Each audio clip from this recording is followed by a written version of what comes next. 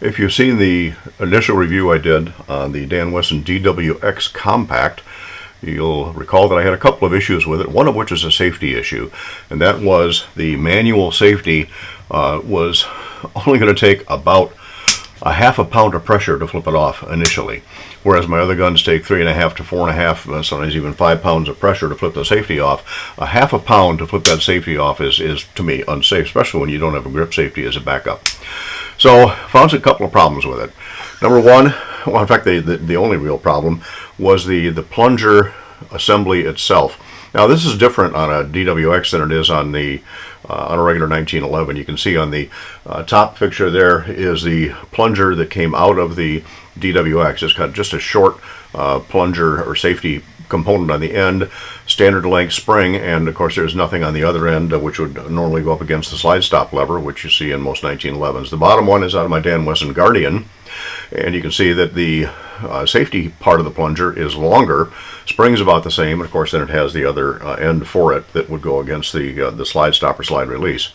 So just swapping those out, and you can also see the difference in the how they are in the frame.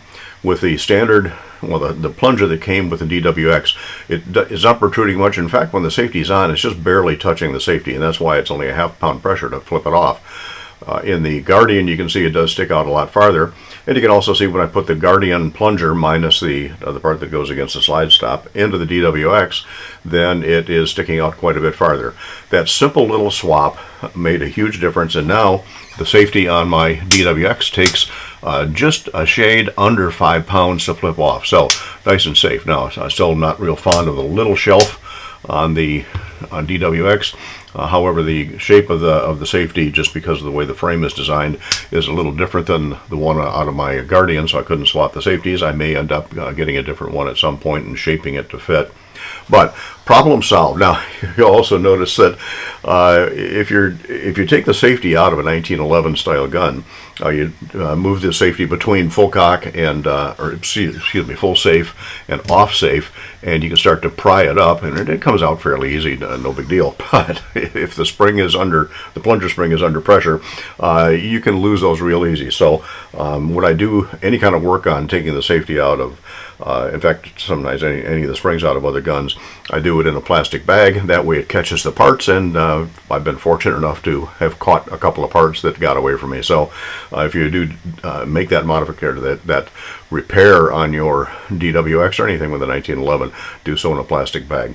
So problem solved, just by changing the length of the plunger itself and the safety part of the plunger.